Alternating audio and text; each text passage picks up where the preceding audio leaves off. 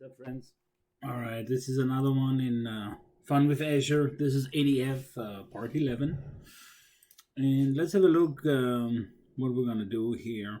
So this is what we've been doing from part 1 to part 10.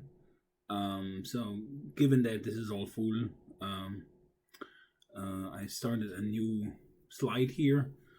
And so this time in part 11 here, what we're going to do is monitoring, more monitoring, right? Look at log analytics and especially at Kusto queries. And probably the alerting is going to be part of the next video around monitoring, but definitely looking deeper into log analytics, how we configure the resources in Azure for monitoring, right? That's one piece of it, because that determines how the data gets ingested into log analytics and where it gets ingested. And then, once it's there, the question is, how do you get it out or make it usable in the shape, in a sense, so that you can actually make improvements, base decisions on, raise alerts, and help operations, right? That's what this is all about. Okay, so playground architecture, right? We've seen this many times now. In part 1 to 10, I explained this also. Keep in mind there is no log analytics yet. Simple edit, but I added a piece of text here. But really, log analytics is basically your one-stop shop, if you will, to see all the data where it's logged, and kind of understand have an opportunity to understand the inner workings of your solution, right? And obviously that's very important for ongoing maintenance, for ongoing operations, and also for ongoing optimization and cost reduction or cost optimization, right? All right, so relevant links. There's a couple of real good links here, and I'm going to show them in the video. Definitely a good list here, and as usual, I'm going to share this via my GitHub site, the PowerPoint. Okay, let's go over there. Let's make sure I'm recording. I think I do. Yes, I do. So let's go into the Azure Portal. And, this is our resource group. In part 1 to 10, we deployed a whole bunch of stuff here. Right now, we have Azure Workbooks deployed.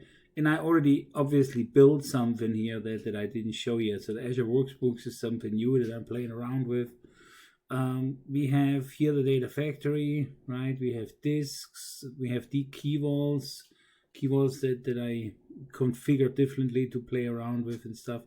And here we have our log analytics workspace that in my situation here is in the same resource group, but you may have it in a different one, most likely, because usually you would have a common resource group, and within you would have the log workspace. And not just have monitoring data, diagnostic logs and stuff from one resource group, rather from probably the whole subscription. And it could be a many different workloads where you set this up. But let's have a look here. So on the left hand side, usual Azure stuff. We have overview, activity log, yada yada yada. We have settings, general, and data sources and related resources, monitoring, automation, and so forth, support and troubleshooting, right? So one thing that I want to show, so on the main page here, on the overview page, if you go scroll down here, this is where search and analyze logs comes up, and let's go right here. And then I show you a bit. So this window opens up, right? And this is basically sort of a first interactive way of communicating with log analytics and querying logs. So on the left-hand side, we see some tables here. For some reason, and leave me a comment in the chat, but I'm not using this a whole lot. But where I found it helpful is when I see one of these queries here, and some of these are pre-built. See, this is basically application related. So maybe databases is more interesting for us because we have databases configured, and I can show you later for diagnostic setting. So if I go here and do that run, it actually shows me the underlying query, right? And this is Kusto, right? This is KQL, right? For those of you who never worked with Kusto, there is a very helpful SQL to Cusco cheat sheet, right? Provided you used SQL in the past, right? And many data guys did. So I found this extremely helpful because here you basically see the SQL dialect of the query, right? So there's a table called dependency. So to get all columns, all rows, you would run a statement like this. And in Kusto, it's just that, right? So it's just a table name, basically, right? And then this style here, basically a projection, right? Not the whole columns, only just two of them, would be dependency. And then there's that pipe operator, and then project name and result code, right? So basically it's table name, and then the limiter here, the pipe operator, and then a function called project, and then name and result code, right? So and so forth, right? So there's a top 100, take 100, right? So that should make it easier for you to get started. Obviously, when it comes to there's wildcards, and so Kusto has a lot of capabilities, right? And when it comes to really querying the log analytics workspace here, this is going to be important. But let me let me back up a little bit because I definitely want to go through this in more detail. But what you can do when you're here, obviously we can copy and paste this and kind of start sort of a collection of those, right? So let me X out of here and let me go back. And typically what I do, I close this here. And then here's my query window, right? And now I basically have this completely available for me. And I can start looking here what kind of tables I even have available. And the documentation refers to those tables as virtual tables. And those are the tables that hold all of your basically log data, from audit logs, from diagnostic logs, right? So whenever we activate something in terms of logging and diagnostic settings, right? Let me show you real quick in the workspace. These will end up in those tables, and let me go to the SQL Server. I think we do have that as well, but I might be wrong here. Let me go to monitoring. Here we have the logs. Okay, and here we can actually direct query them. This is not what I wanted to show you. Let me go back, and maybe this is interesting here too. Now we could also go here, right? This is now I'm in the same editor or in the same view, but I'm in here based on a resource, right? On that SQL Server, right? So that would be also an opportunity or a possibility to work with this. Let me see. I want to go to the databases on that server. This is here, okay. And then let's see what we have here in terms of settings. Diagnostic settings. They're here. In that circumstance here, I have this configured. This is normally not there by default. You have to set this up, right? So let's go settings here. And you see here, this is entirely enabled on all logs, all audit, and it's going to populate data into that log analytics workspace. And I have this pretty much set up on each of those, on pretty much all of them, all of the resources. There are a bunch that I left out, primarily the network-related ones.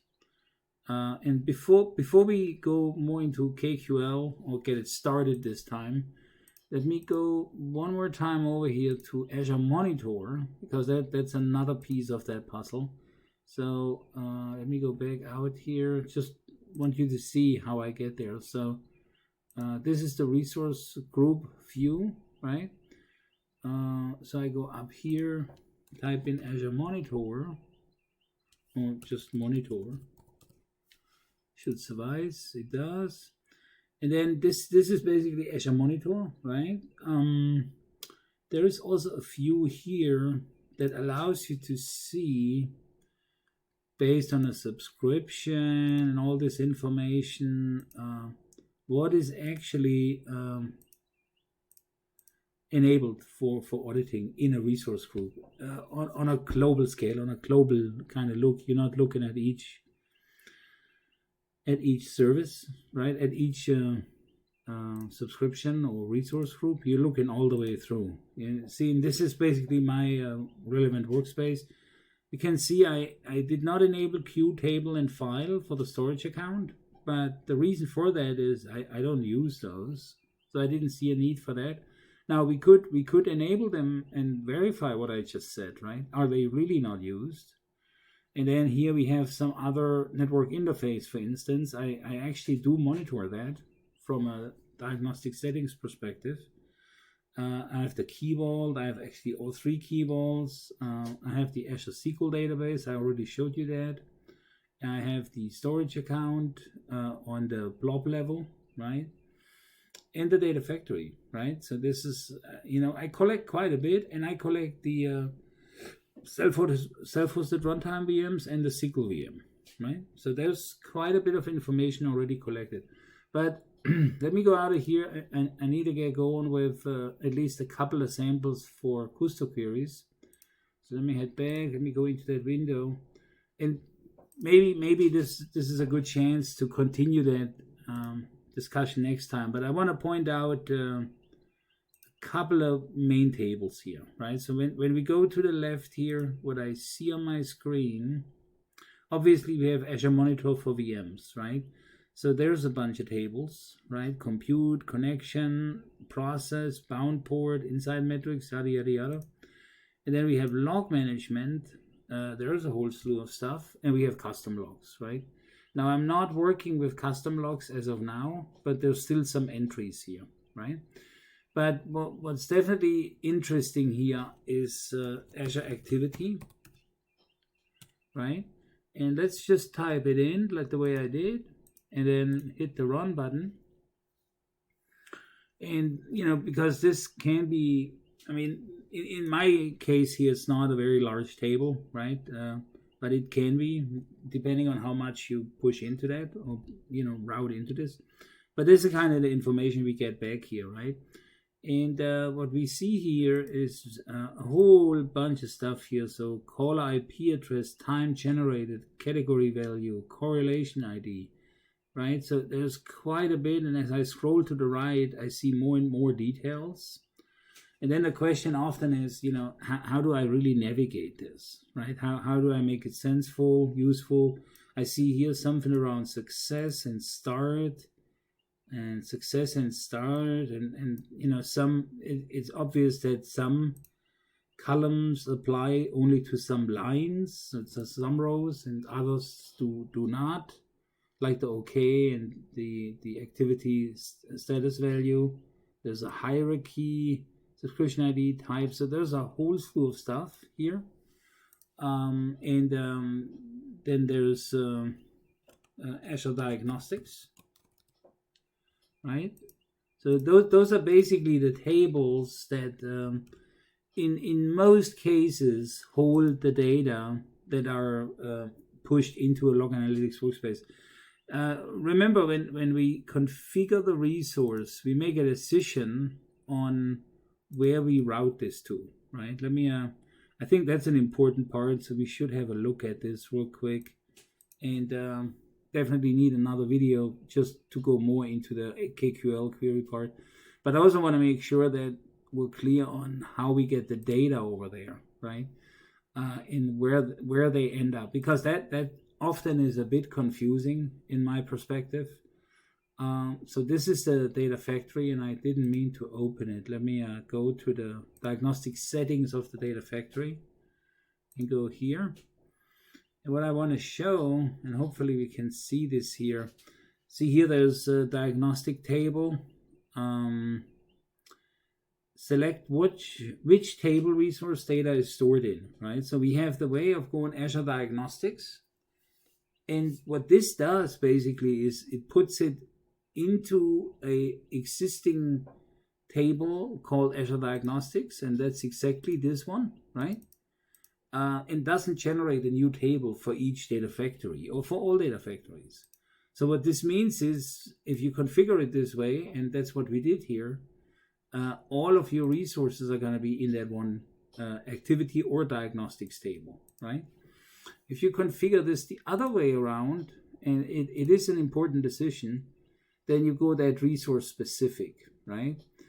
And when you go here, let's see if this is a helpful link. That definitely something that we can have a look at. Send to log analytics workspace, send resource logs, yada yada yada, which includes the following, right? And then create diagnostic setting.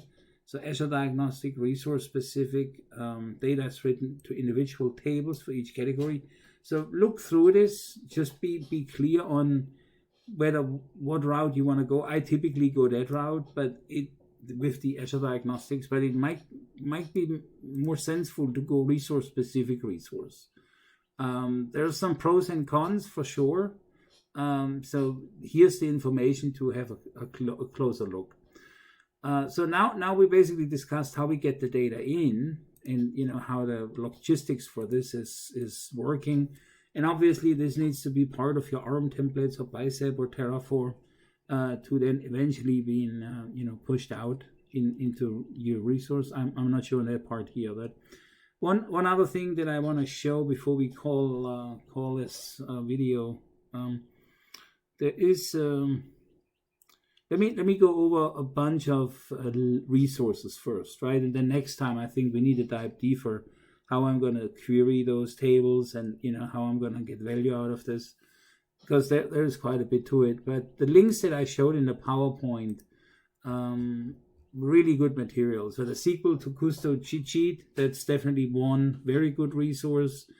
Like I said, for someone with SQL understanding and knowledge, Kusto is a no-brainer. You pick this up in no time, right? Now, one thing that I want to point out, Kusto is not just important for log analytics. I do this other course on Synapse Studio, right? And within Synapse Studio, the latest addition in our compute services, Data Explorer, allows you to write also Kusto queries, right? For big data workloads, right?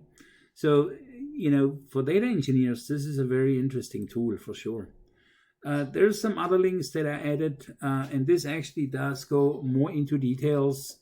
And, you can see it here on the left, what's all possible. You can do cross-cluster queries. Some of this applies to the Data Explorer cluster, right? And keep in mind that the log analytics team at Microsoft basically used a Kusto cluster to build log analytics, right? So it's a service in Azure. Log analytics is a service, right?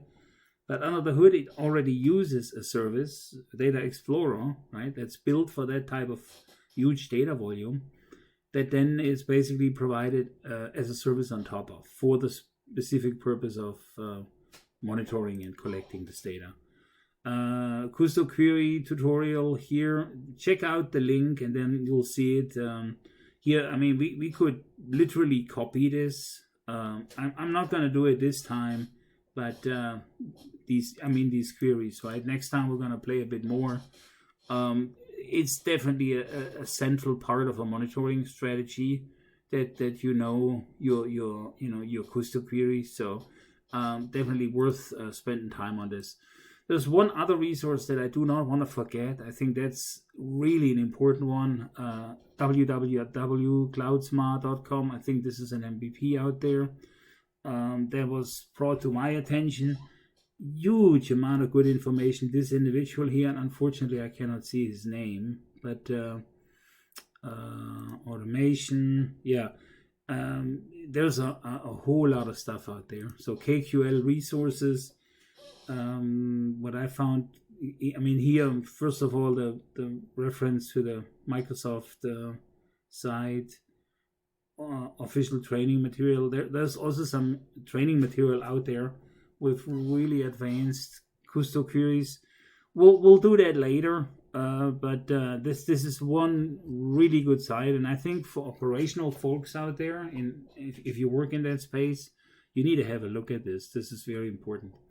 All right, so I didn't really get to the actual queries this time, but we'll definitely plan to do this next time because I do not want to make these videos too long. But let me go back one more time to the portal. So next time we'll then straight, without any further ado, go into the editor here, the log analytics workspace. And this, you can kind of consider this like your management studio. This is sort of, here is where we add to it. So we can say top 5, right? This is basically a select, and let me make sure this runs. Okay, I messed something up, I guess. Let's see if the issue persists. Line. Okay. And maybe I need to use the cheat sheet as well. Let me use the cheat sheet for this. I'm sure I messed something up in terms of the syntax. It's up here. Take 100. Take. Did I use take? I said top. See? take 5. So this should go. And here we go. All right. So this is cool. So now I basically limited this to 5. And I could do where clauses. I could do all kinds of things. This is where we go next time. Okay. So great stuff for this time. Hope you get a sense of how this all works here with Monitor and setting up the diagnostic settings. Definitely very important if you want to go production with this stuff. And I can tell you, I already looked into some of these sets that we get from this. The activity runs, the pipeline runs, the trigger runs, all of those information is really interesting to have this data at your fingertips. Right? All right, more to that next time. Have a good one and see you later. Cheers.